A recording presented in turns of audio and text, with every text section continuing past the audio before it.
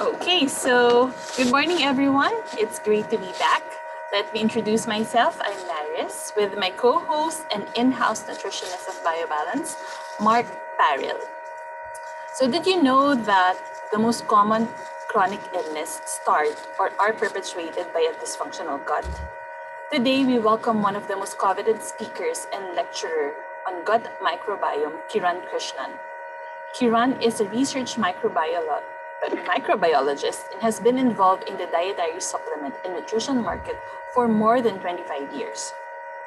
He is a frequent lecturer on the human microbiome at medical and nutrition conferences. He is currently involved in over 18 human clinical trials on probiotic and human microbiome. He has published clinical trials in peer-reviewed scientific journals and has several global patents under his name. Today, Kiran will talk about the most common dysfunctions in the gut that drives most chronic illnesses that we face. He will also tell us about the most effective solutions to address these dysfunctions. So dear viewers, it is a privilege to present to you Kiran Krishnan. Kiran, take it away. Thank you so much, and thank you for having me. I want to say hello to everyone that's joining us today, and I look forward to doing this presentation. When I start speaking, I'll turn my camera off so that I'm not distracted by this little box on the top right, where I can see a mini version of myself waving around. And then when we get to the Q&A session, I'll turn that back on to be able to answer some questions.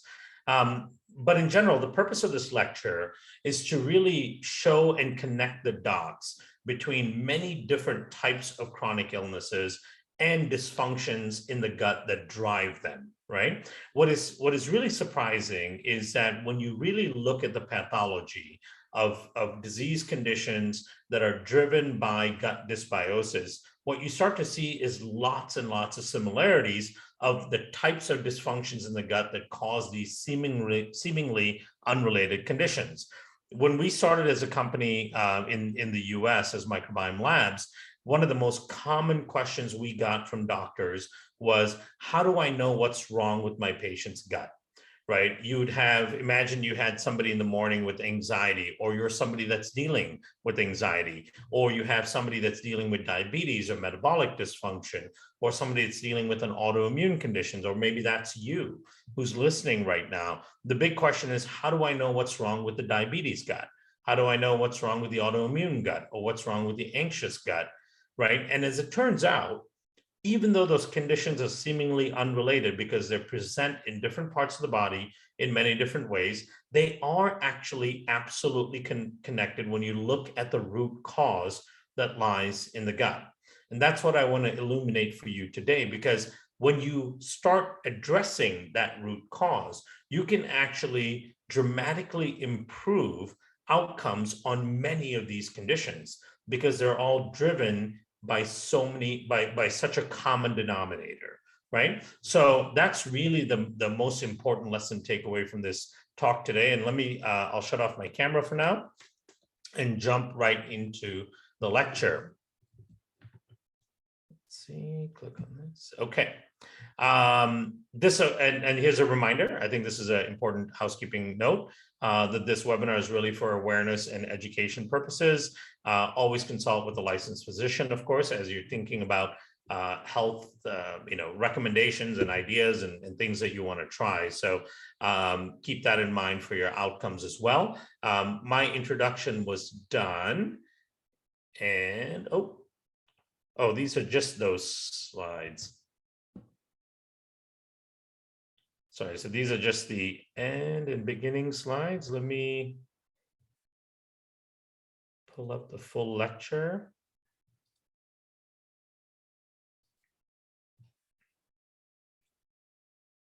We'll come back to those slides in a second.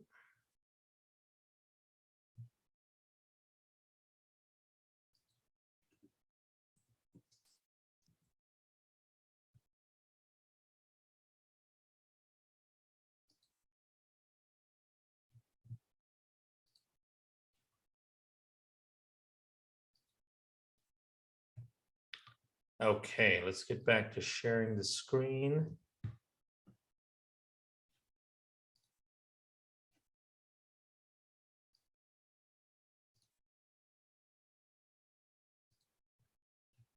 Okay, I assume you can see this okay? Yes, Kiran, I can see your slides. Okay, Thanks. great. So when we look at what a dysfunctional gut looks like compared to a healthy gut, there are some really common areas that we need to pay attention to, because these seem to be like what we would call the ground zero of where most disorders start when it comes to health and wellness. So when we look at the intestinal epithelium, right, that's a lining of the gut that lines all the way from the top, from the stomach all the way down to the bottom. The intestinal epithelium, there's a gastric epithelium as well that looks very similar to this, of course, with different microbes in it. But this is the general shape of the intestinal epithelium from the small intestine, where the stomach terminates, all the way down to the colon, at the end of the colon. You have this distinct layer on top of the intestinal epithelium.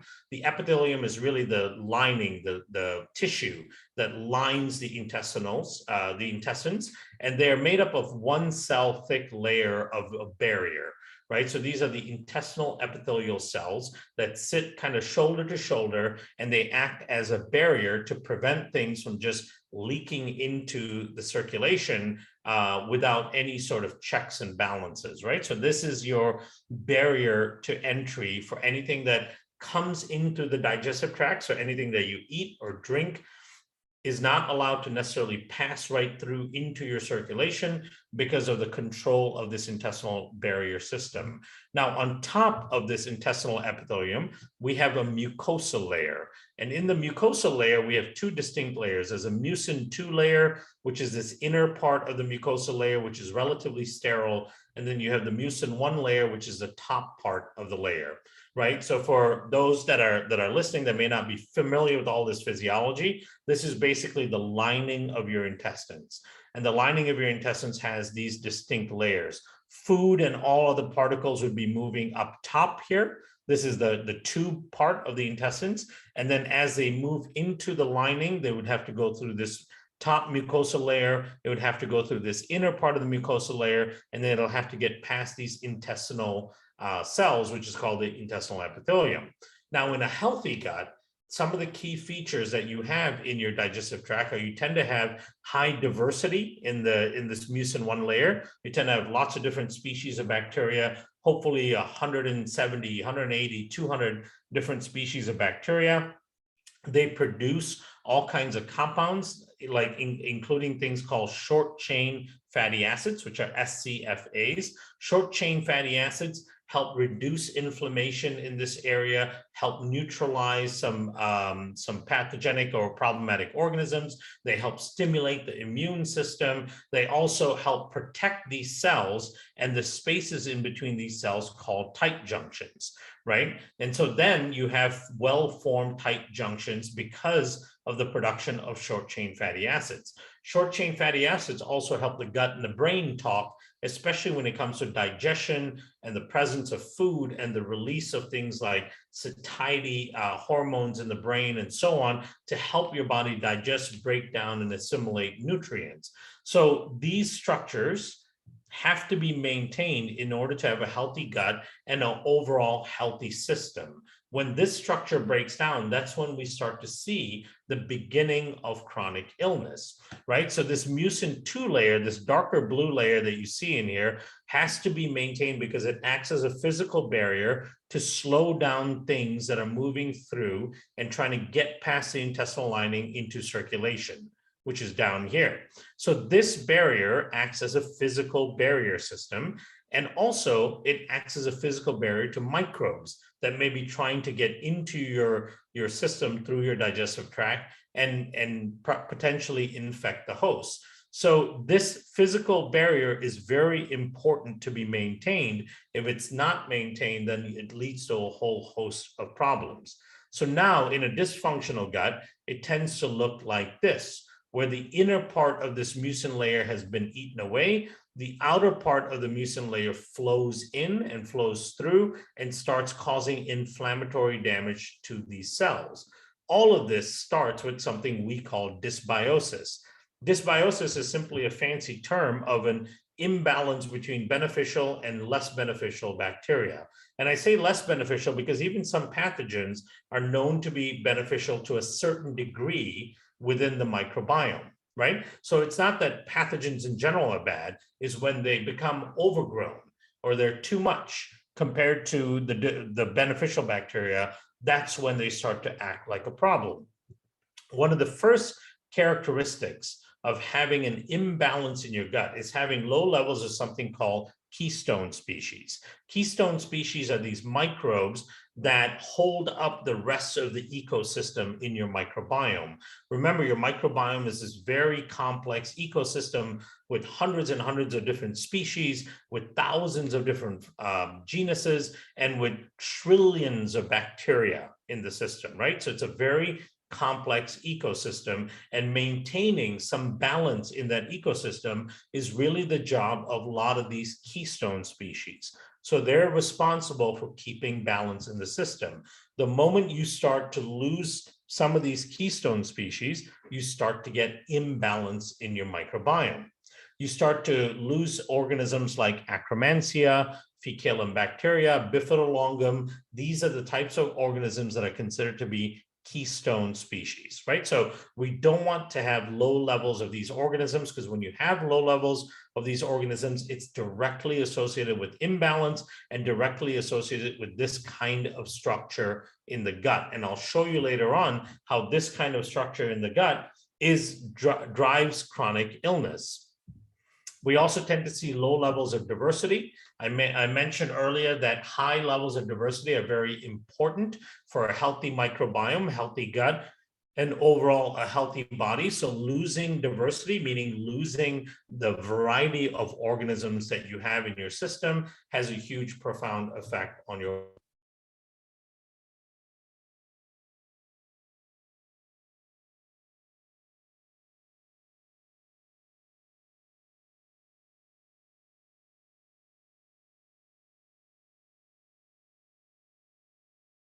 the microphone got disconnected. And then when you have low diversity and the keystone species are diminished, you get low levels of production of these important short chain fatty acids like butyrate, propionate, and acetate. As I mentioned earlier, these short chain fatty acids play very important roles in balancing the microbiome, in rebuilding this mucus structure, in rebuilding the tight junctions in between these cells, in reducing inflammation, in upregulating the immune system to help protect the host, in doing things like reducing inflammation in places like the brain or the liver, and providing fuel to the immune system. So these short chain fatty acids are really critically important for basic function and basic physiology, that as you start to lose diversity and lose keystone species, you start seeing a lowering of these short chain fatty acids. Then eventually what happens is you get an imbalance of microbes that eat away at this mucin layer compared to microbes that rebuild the mucin layer. Now, the maintenance of this mucin layer is dependent on certain microbes that stimulate the production of mucin from cells in your intestinal lining called goblet cells, right? So you have microbes like Acromensia, for example, or fecalum bacteria prosnitzi that help generate this mucin layer so it can be rebuilt if it gets broken down, like in this case. But if you have that imbalance, if you don't have enough microbes that rebuild the mucosa compared to microbes that eat away at the mucosa, you start to see this type of dysfunction where the inner part of this mucosa gets completely eaten away. Now, a lot of what happens in this mucosa is your immune response to things that are entering the body. The immune system uses this mucosal lining as a way of testing and measuring all the different things that are entering the system, whether it's food products or whether it's viruses or bacteria. A lot of these things get sampled in the mucosa by your immune system, and then that's where a decision is made whether or not the immune system is going to respond to that thing, or if it's going to tolerate that thing. And so at the end of the day, if you have a disrupted mucosa, like you see here in this illustration, the immune system's default response is to respond to everything that's entering that system, right? So everything that enters there gets an inflammatory immune response, including food particles. So this is in a way how you develop food intolerances within the system. Eventually, all of that inflammatory response in this region hurts these tight junctions, and then you get big gaps in that barrier system in your gut lining.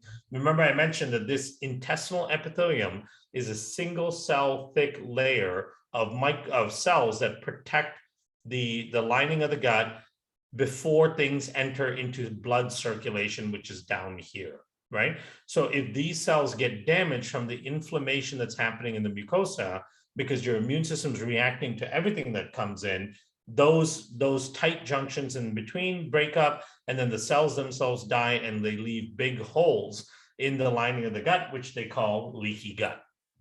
Right, so this now all leads to leaky gut and the systemic inflammation that comes about from leaky gut. Because what happens when you have leaky gut is all these toxins and immunogenic particles that are produced up here in the lumen of the intestine moves through and enters into circulation and triggers inflammatory responses in the body. One of those compounds in particular that we're paying very close attention to, and so are many other researchers in the world, is LPS. LPS is a compound, it's called lipopolysaccharide. LPS is made by about half of the bacteria that exists naturally here in your microbiome. And it makes and releases this compound when it's up here in this mucus area, it's totally fine. It's not really causing a big issue. But if LPS is allowed to leak through and enter into your circulation, it's a big problem because it can make its way into many different regions of the body, including the deep recesses of your brain. And anywhere it goes to, it triggers a massive inflammatory response. So LPS is a huge problem if it's allowed to leak through and accumulate in your circulation, right? So keep in mind that this is what's happening in typical dysbiosis or dysfunctions in the microbiome in a vast majority of disease conditions. And even though the conditions are seemingly unrelated because they affect different parts of the body in different ways, many of them come back to the same dysfunction in the gut, same low keystone species, same low diversity, same disrupted immune mucosal system, same barrier dysfunction or leaky gut, and then too much LPS in circulation, which is called endotoxemia, right? These conditions, this situation can be found in a huge variety of chronic illnesses. So in the next several slides, I'm going to show you some research that illustrates how these conditions, how these situations drive those kind of chronic conditions. So when you first look at disruption of the gut microbiota, right, the word is dysbiosis. That's the imbalance of good and bad bacteria, or less favorable bacteria with more favorable bacteria, and then eating away at that mucus layer. You see a number of conditions. For example, this review paper here, and these are all meta-analysis review papers, which means that these are studies that have looked at several other studies on this topic. And because they looked at several other studies on this topic, they've come to certain scientific conclusions based on all the science. So they show that the disruption of the gut microbiota has been implicated in many conditions and diseases, including obesity, inflammatory bowel disease, irritable bowel syndrome, type 2 diabetes, and colorectal cancer. As you can see, many of these are quite different conditions, right? Obesity and colorectal cancer can be quite different. Same with irritable bowel syndrome and type 2 diabetes can be quite different. You would actually see different doctors for each of those conditions in many cases, but they're all related to disruptions in the microbiota. They also concluded that as we gain a deeper understanding of the specific relationship between the gut microbiota and disease, we expose potential therapeutic targets they call using intelligent modulation of the intestinal communities. That is, making a shift in the intestinal community of bacteria can be extremely beneficial for human health, because just by shifting the population in the gut microbiota, we may be able to slow down or even reverse some of these disease processes. And that's a really exciting promise of the microbiome and studying the microbiome, is that it has that potential to dramatically benefit people's health by making small shifts in an ecosystem in the gut. We also see, here's another review paper on inflammatory bowel disease, right? So they show, while some results related to dysbiosis and IBD, the most consistent observation in inflammatory bowel disease is reduced bacterial diversity. Remember, I showed you one of the key dysfunctions that occurs in the gut is reduction of diversity in the microbiome. And as you start to see a reduction in diversity, you start to see all of these downstream impacts, like less short chain fatty acids being made, an imbalance of beneficial and less beneficial microbes, and eating away at that mucosa, movement or translocation of things like LPS across that barrier into circulation. All of these things occur once you start having low diversity. And as it turns out, that low diversity and all of the resulting effects also can lead to conditions like inflammatory bowel disease. So they looked at a number of trials, have shown that therapies that correct this dysbiosis, including things like fecal transplants and probiotics, are quite promising in inflammatory bowel disease. So again, correcting that dysbiosis, correcting the microbial imbalance, is an important therapeutic opportunity in dealing with very complicated conditions like inflammatory bowel disease.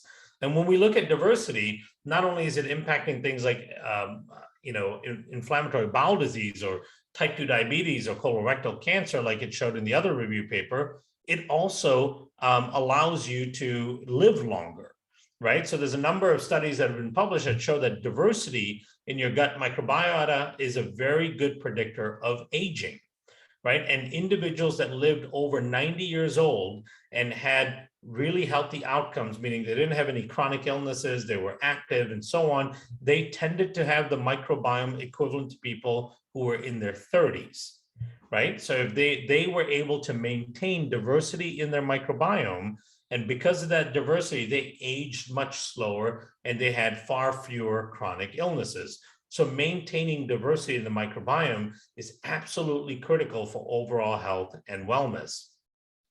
I mentioned earlier these keystone species, right? The keystone species are, remember, the organisms that maintain the population of microbes within the microbiome. They also control the production of things like short chain fatty acids. So one of the keystone species I talked about was Acromensia muciniphila. It's a keystone species. It's a really important organism. In healthy people, it makes up to 5% of the total microbiota, which is a huge amount for a single organism to make up. And it is inversely correlated, which means as its numbers are higher, the risk for certain conditions are lower. It's inversely correlated with obesity, diabetes, cardiometabolic disease, and low-grade inflammation, right? These are some of the most predominant chronic illnesses that people deal with on a daily basis.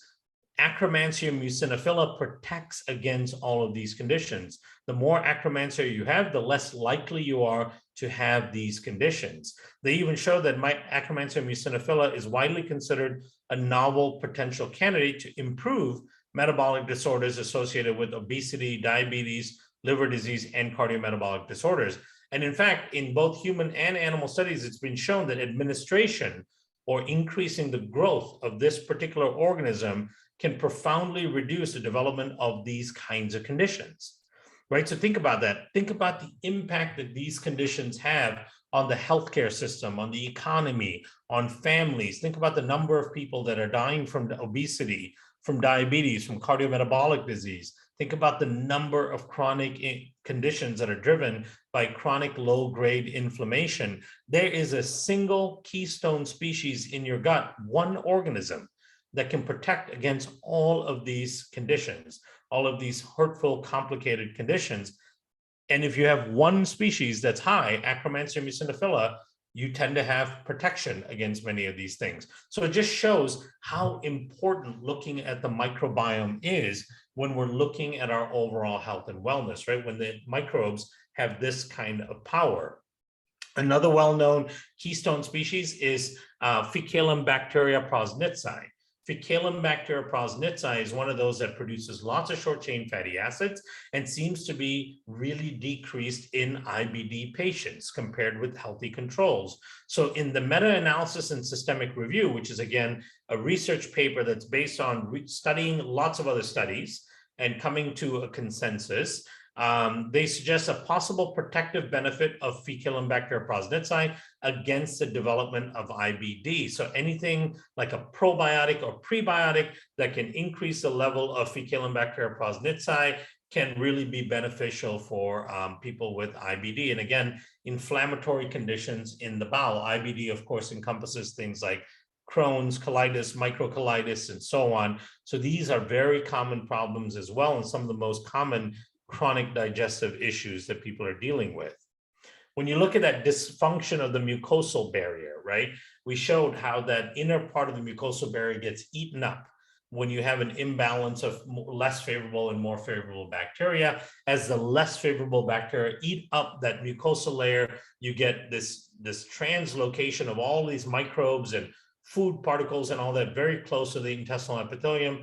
That barrier dysfunction leads to all kinds of chronic issues as well. Here's a perspective article showing that intestinal barrier protects against disease. And when you have intestinal barrier dysfunction, that dysfunction is involved in disease processes like IBD, which we just talked about, autoimmune disease, and even systemic infections, right? So they show that when you have the barrier dysfunctional, because that mucosal layer has been eaten away, and then you get all of this inflammatory response at the lining of the gut, which means the gut lining cells are dying off, and there are holes in the lining of the cells, in the lining of the gut. You can get actually pathogenic bacteria that move past the intestinal barrier and move into circulation and enter lymph nodes and enter the liver. So here they show that pathogenic bacteria can move past the intestinal barrier, translocate into lymph nodes and the liver, where they can trigger systemic immune diseases such as lupus, right? So that same barrier dysfunction that drives things like inflammatory bowel disease or autoimmune disease or systemic infection can also drive an autoimmune condition like lupus, right? And again, IBD and lupus are seemingly unrelated, right? They affect different parts of the body. They have different outcomes, different symptoms, and yet they can be driven by the same exact dysfunction. You start to look at mucosal dysfunction, the same mucosal dysfunction that was described in the previous paper, and it becomes clear that the mucosal dysfunction also plays a significant role in the inflammatory pathology or pathophysiology of depression. This, of course, affects the brain, right? So LPS, that's a lipopolysaccharide, the toxin I mentioned that leaks through and that whole system is broken down. That LPS and that leaking into circulation plays a significant role in inflammatory pathology of developing depression. And it also does so in anxiety. I don't have those papers here, but LPS levels in your blood have been shown to be one of the best predictors of the onset and the severity of both anxiety and depression. There's a number of studies that have shown this, including a very large-scale 9-year study from the Netherlands, which is I think the Netherlands Anxiety and Depression Study. That study looked at individuals that had higher levels of LPS in circulation compared to individuals that had lower levels of LPS. And of course, they found that people with higher levels of LPS had a much severe response when it came to anxiety and depression, and that they had a higher risk of developing and having and maintaining anxiety and depression. So LPS getting past that intestinal barrier, accumulating in circulation, is a big driver of mood and mental disorders. And when you consider that depression is so different from diabetes as a condition, which is so different from autoimmune conditions, which is so different from inflammatory bowel disease, and yet all of them are driven by the same dysfunctions in the gut. Look at reflux disease, gastroesophageal reflux disease. right? Chronic mucosal inflammation in that mucosal layer in the gut and a destroying of the epithelial barrier function. These are the key drivers in developing reflux disease. And reflux is so common, right, among the population. The use of things like antacids and proton pump inhibitors and all that are some of the most common over-the-counter and prescription medications used by our population today. And the reason they're so commonly used is because these conditions are extremely common, like reflux and GERD. So gastroesophageal reflux disease, the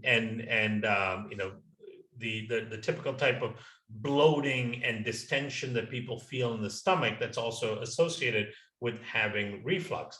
This condition is seemingly unrelated to depression, and yet the same type of mucosal inflammation and destroying the intestinal barrier, the epithelium, is driving both of these conditions. One is in your upper GI tract, one is in your brain. They couldn't be more different when it comes to being conditions, and yet they're driven by the same thing.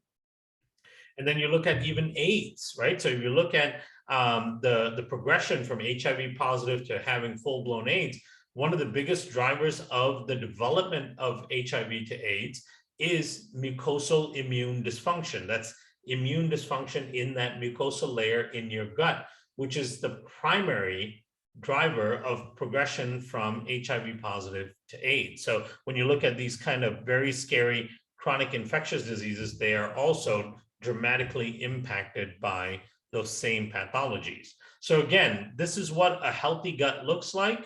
And in a dysfunctional gut, you always start with dysbiosis, which is an imbalance between favorable and less favorable microbes, which is equivalent to low diversity and low keystone species. When you have low diversity and low keystone species, you get low production of short chain fatty acids, which means that you can't rebuild and protect this structure as well as fast as your dysfunctional bacteria consume it. And so you get a net disruption of this mucin 2 layer. You get a translocation of all these microbes near the intestinal epithelium. This causes the immune system to come in and start eliciting an immune response, which eventually damages these intestinal barrier cells. And then you get toxins like LPS leaking through from the lumen into circulation. And once it's in circulation, it makes it all throughout the body, causing all kinds of disruption, right? So what is this LPS? Well, LPS is an endotoxin. It's made by gram-negative bacteria. It's basically a carbohydrate or a polysaccharide with a fatty acid tail to it, right? That structure is not that important. It's just for your information. And the bacteria uses it for all kinds of purposes when it's swimming around in that mucus layer. And it's not really a problem when it's in the bacteria. It's when the bacteria die, as bacteria continuously die in the gut. And when they die, they release the LPS. And when the LPS is free on its own, that's when it becomes a significant issue, right? So LPS being free on its own and then leaking through the barrier and entering into circulation is where it becomes a real significant problem.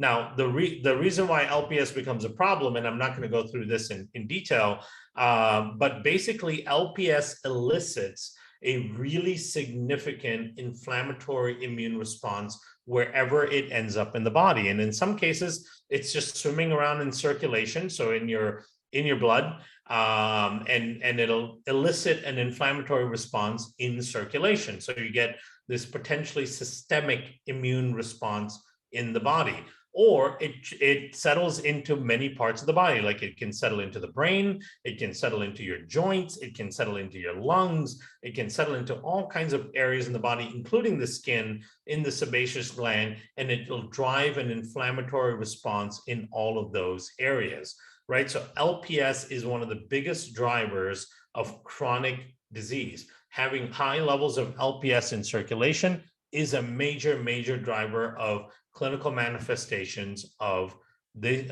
chronic disease. So when we look at what are these clinical manifestations of LPS being present in circulation, basically everything under the metabolic syndrome spectrum is driven by LPS. So heart disease, dyslipidemia, so having elevated lipids, hypertension, type 2 diabetes, dementia, cancers, polycystic ovarian syndrome, non-alcoholic fatty liver disease. All of these conditions, many which are seemingly unrelated, are all driven by elevated levels of LPS in circulation or in certain tissues in the body. So when you look at things like obesity and insulin resistance, right? People who are obese or who have insulin resistance or diabetes tend to have very high levels of LPS in circulation that comes about from the leakiness in their gut. And the big question was, is their gut leaky because they are overweight and insulin resistant, or are they overweight and insulin resistant because the gut was leaky to begin with? And as it turns out, the leakiness in the gut comes first, which is described here as metabolic endotoxemia. The leakiness in the gut starts the entire process of the formation of diabetes and obesity, right? So if your gut is leaky, you have a much higher risk of becoming obese or developing type 2 diabetes, or both, right? It's the primary driver. So when you look at things like central insulin resistance, which is the inability of the brain to read blood sugar levels, this is all driven by LPS induced, so lipopolysaccharide induced low-grade inflammation in the hypothalamus in people's brains. So this LPS, when it leaks through, can enter brain regions like the hypothalamus, where it'll affect low-grade inflammation and it'll cause disruptions to that organ's ability to read blood sugar levels. You see there's something called the CardioPrev study, which is 462 patients, I think, over 16 months. They followed lots of patients who had high risk for type 2 diabetes, and they were looking for blood markers and biomarkers that could predict the development of type 2 diabetes. They found only one of all of the biomarkers they looked at. There was only one that would accurately predict the formation of type 2 diabetes from being pre-diabetic, and that marker was high levels of endotoxemia, which means having high levels of LPS in circulation. If you have leaky gut and LPS is allowed to leak through and accumulates in circulation, that is the biggest driver of the development of type 2 diabetes for people who are at risk for type 2 diabetes, which is really basically everybody. So if you're pre-diabetic now, then the number one thing that's going to drive you to develop full-on diabetes is blood LPS levels, plasma LPS levels. And they use that as the number one biomarker here. Now, not only is this LPS getting into areas of the brain and causing blood sugar regulation issues, causing inflammation and all kinds of other issues, it can also get into the perinuclear region of people's brains, where it can elicit an immune response and becomes the primary driver of the type of inflammatory damage that occurs in the brain, which leads to Alzheimer's, right? Alzheimer's is arguably one of the most scary aging conditions because you forget yourself, and it's hard to imagine what happens when you lose all recollection of your friends and family and yourself and so on, right? All of this is being driven by leakiness in the gut and allowing LPS to leak from the lumen into circulation, where it goes and ends up in places like your brain. Even when we look at really serious conditions like cancer, right? Increased gut permeability in cancer cachexia, when they looked at all of the mechanism and clinical evidence, what they found was that when you look at 152 colorectal and lung cancer patients, with or without cachexia. Cachexia, if you're not familiar, is the wasting syndrome, where in cancer patients, they start really dramatically losing weight, they become very frail, and that really determines in large part their outcomes from dealing with the cancer. That cachexia is driven by serum levels of lipopolysaccharide. So having LPS at elevated levels in circulation increases your risk for developing cachexia, which is wasting syndrome. And if you have cachexia, that contributes to over 60% of cancer mortality, right? So the inflammation and the damage that this lipopolysaccharide causes is one of the big drivers of mortality when it comes to cancer. And they showed that levels of LPS and the increased risk of cachexia and serum levels of IL-6, which is one of the key inflammatory cytokines that gets elevated when you have high LPS, were predictive of death and cachexia occurrence in patients that they studied, right? And the idea is that the leakiness in the gut that's seen in cancer is driven by changes in diet and chemotherapy. Well, it's actually not true. What these studies showed is that the LPS was really, the leakiness in the gut was really the culprit, and it had nothing to do with changes in food intake or with chemotherapy. These individuals actually had leaky guts before they ever started the cancer therapy, and maybe part of the formation of cancer itself is driven from the leakiness in the gut to begin with. And there's a whole bunch of other conditions. I'm not going to go through each and every one of these in the interest of time, but let me mention a couple of them in particular. So when you look at leptin resistance, right? So I showed and pointed out that a number of metabolic syndrome issues are driven by LPS. So what the studies show is that LPS, when at elevated levels in circulation, actually drives leptin resistance, where your body doesn't respond to leptin the way it used to. And keep in mind that leptin is the satiety hormone, and it also stimulates fat burn and calorie burn from the meal you just ate. So if you have no response to leptin and your brain keeps releasing leptin, then you have something called leptin resistance, which means that you're now at a much higher risk for obesity. We also see people with chronic constipation because LPS can enter into the nervous system that covers your digestive tract. That's called the enteric nervous system. Once it enters into the enteric nervous system, it drives enough inflammation that it causes the enteric nervous system to not fire properly, thereby not sending the contractile signals to the smooth muscle cells that control your stomach and your intestines to move food down, right? And if you can't move food down efficiently, then you're going to end up with chronic constipation, and that's driven by LPS. We look at mood and appetite disorders. High levels of LPS drive anxiety and depression. We know that cognitive decline in cases like Alzheimer's, even Parkinson's, even dementia, to a certain degree, are all driven by inflammatory damage in the brain that's stimulated by LPS. We look at things like Parkinson's disease, same thing, hypogonadism in men, low levels of testosterone, and we're seeing record low levels of testosterone in men. In fact, men have lost, I think, 50% of the sperm count in the last few decades. So that's reducing year after year. And part of the reason why we tend to have low testosterone is because of increasing circulating levels of LPS, right? LPS upregulates inflammation in the system. And when your system is inflamed, you will not produce as much testosterone, right? That counteracts the production of testosterone.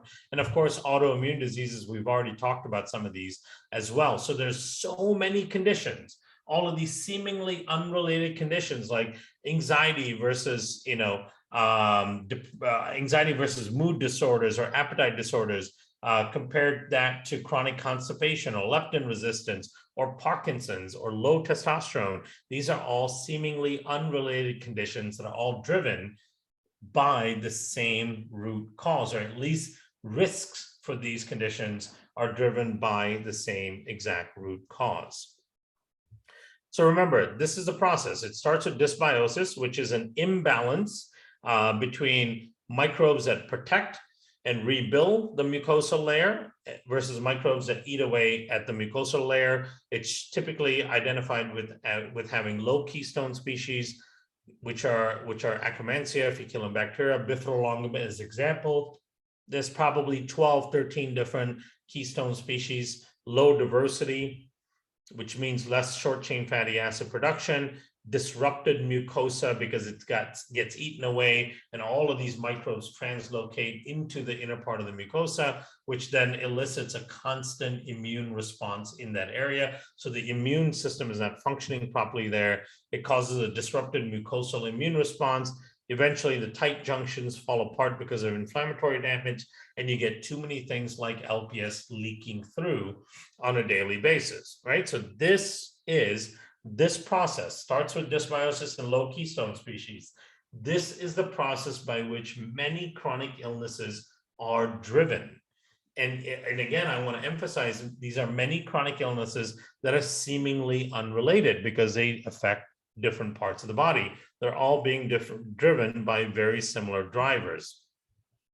So then the big question is, what can you do about all of this, right? What is the solution to really deal with this type of issue? The first thing we need to do is fix the dysbiosis, right? If you can fix the dysbiosis, then you've really significantly helped the system, because now you're reconditioning what the microbiome looks like. You're bringing back some of those keystone species. You're also starting to compete against some of the dysfunctional bacteria that eat away at the mucin layer. So this to us is a very important process called reconditioning the gut. Our favorite way of reconditioning the gut is by using the spore-based probiotics. We've done a number of studies showing that the spore-based probiotics increase diversity in the gut microbiome, they increase the growth of keystone species, and then they also seal up the gut lining. Now, on top of that, if you want to reinforce those changes, you can increase fiber intake or increase prebiotic intake as well. There are numerous options for prebiotics and fiber. I'm sure BioBalance has lots of recommendations for good fiber foods and other supplements as well, but that's an additional thing that you can do on top of the probiotic supplement. And then you can take things like immunoglobulins, polyphenols, which come from colored fruits and vegetables, amino acids, which you can get from good protein. All of these things will help reestablish and rebuild the lining of the gut itself. And again, this becomes supportive to what the probiotic itself is doing.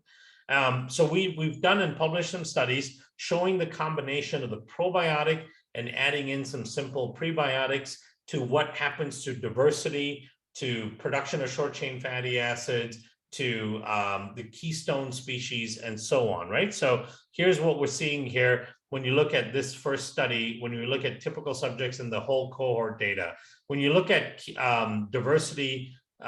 growth of keystone species with the probiotic, what we tend to see is keystone species like Bifidobacterium, Fecalum bacteria, Acromensia, we see huge increases. In this case, it's a 2-log increase, which means 100-fold increase in the Fecalum bacteria plasnitzi keystone species.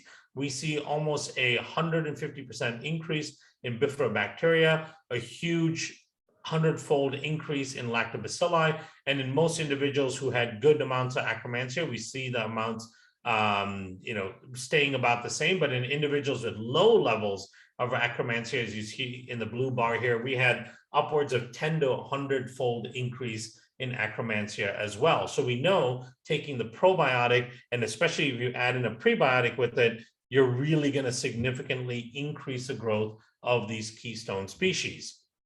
On top of that, when keystone species go up, we want to see a dramatic increase in the production of short-chain fatty acids. So this is what this data here shows you, is when you're taking the probiotic, you get 80 to 140% increase in the production of short-chain fatty acids.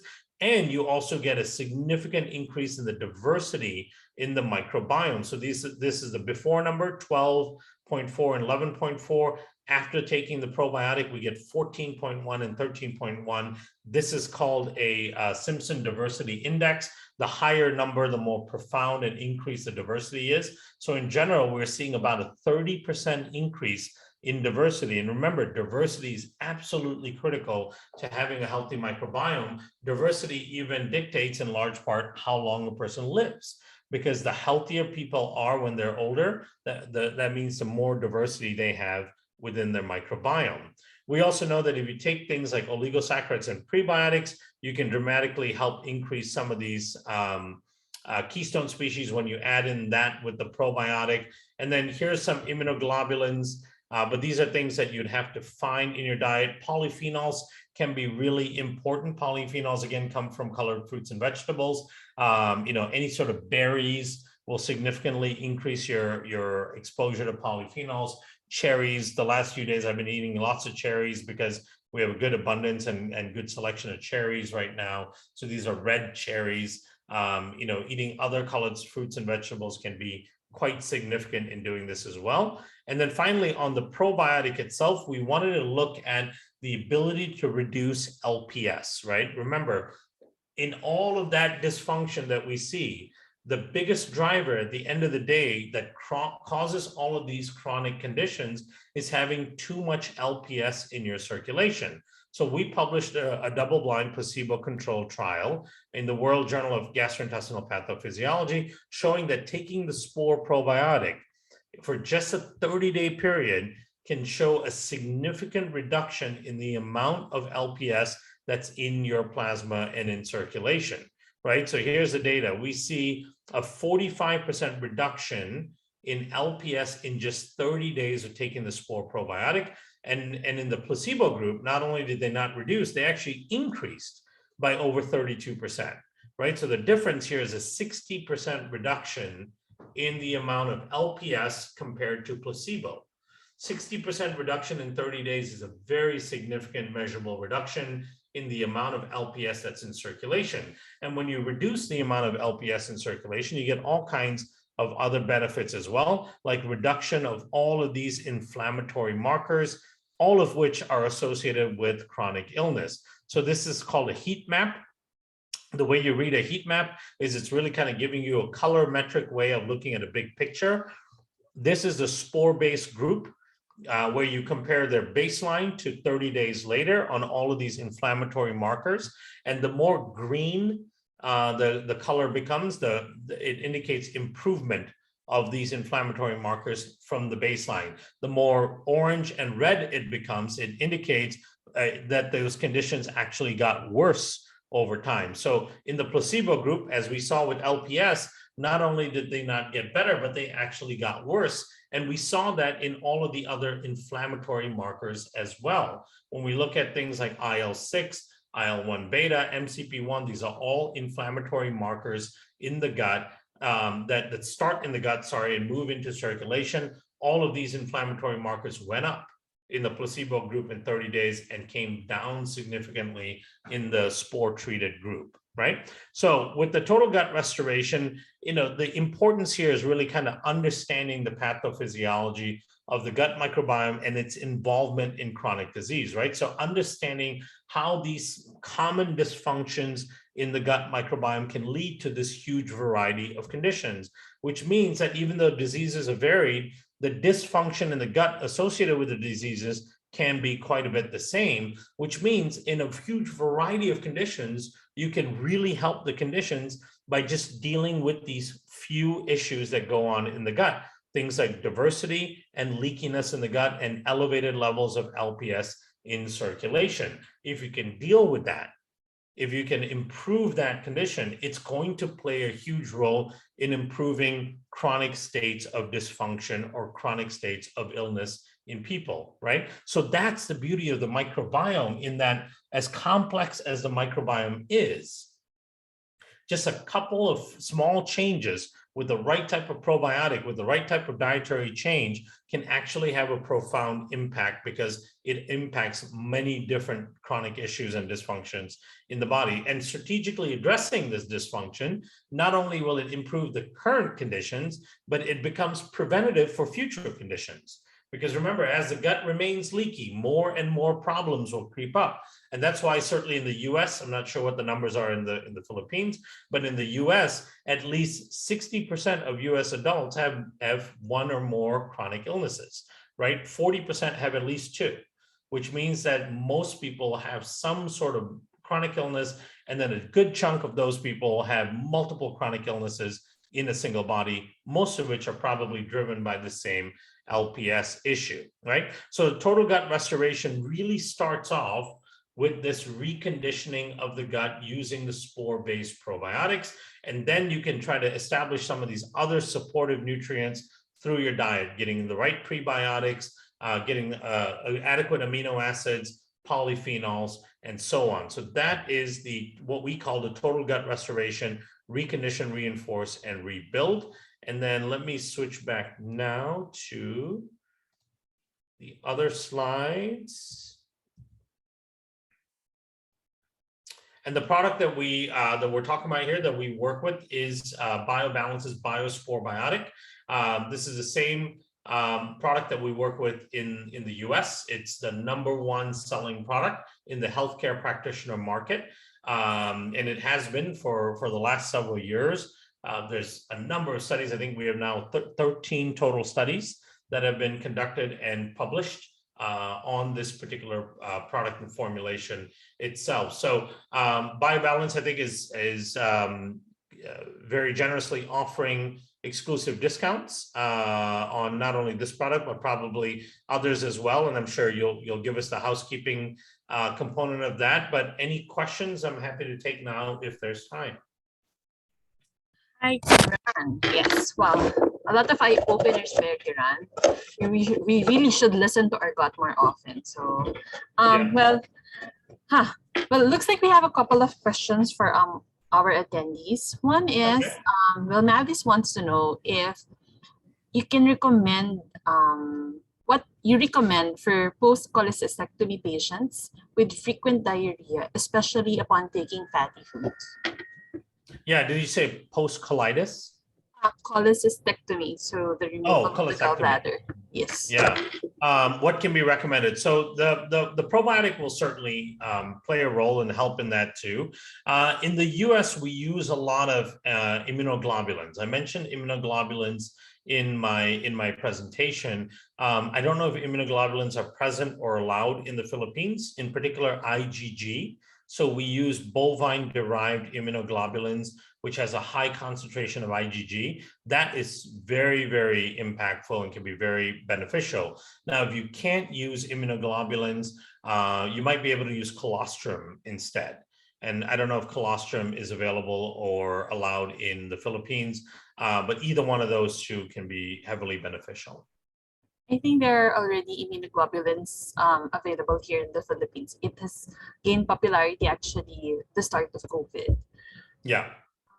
Okay, so Mavis, there's also another question. I don't know if there's actually he's asking whether there's a cure or there's a reverse to food intolerance. Meaning, if you correct the gut and the leaky gut, is there also a way to reverse the food intolerances? Yeah, we do that all the time, and we've done it in our clinic. So what we do is start with something like a total gut restoration, right? Where you use a probiotic, you use some prebiotic, some foods, or BioBalance has a prebiotic supplement. Doing that combination will really start to reform the microbiome and recondition the immunological response in the gut. After you've done that for 1 or 2 months, what you start to do is start introducing small amounts of the food that they're not tolerant with, not tolerant of, back into their diet while you introduce the probiotic as well. These types of probiotics do a good job of increasing oral tolerance to non-harmful substances, right? They upregulate something called the Treg system. And the Treg system is a system that's responsible for dampening any unfavorable immune responses within the system. And so the Treg system becomes important, and the spores can upregulate that. If the Treg system is upregulated when you introduce the problematic food, and we're talking about small amounts of the problematic food, not like if they're sensitive to dairy, you don't drink a whole glass of milk, for example. You take small amounts and you keep introducing it slowly over time. There is a sensitization that can happen, and you can regain tolerance for lots of foods.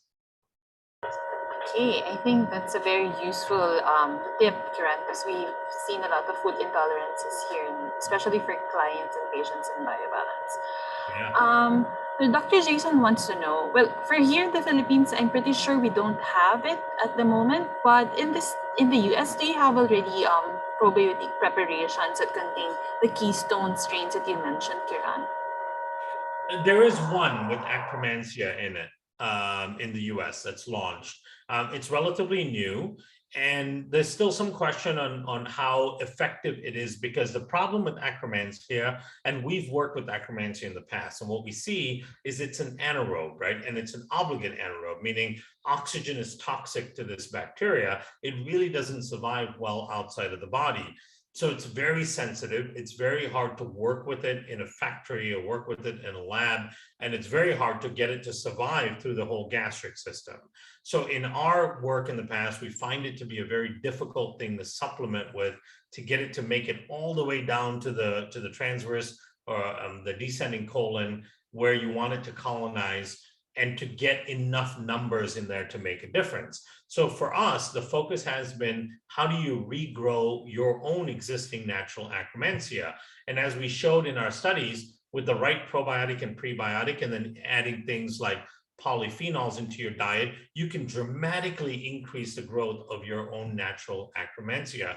We're talking about 10 to 100-fold increase in many patients that have very low levels of Acromensia. I think you specifically mentioned spore-based probiotic and a combination with prebiotic, right, to increase the keystone bacteria. Okay, and then there's another question on the safety of probiotic intake for patients with long-term illness, such as patients with bedridden paralyzed patients. Yeah. I mean, there's no inherent safety issue, right?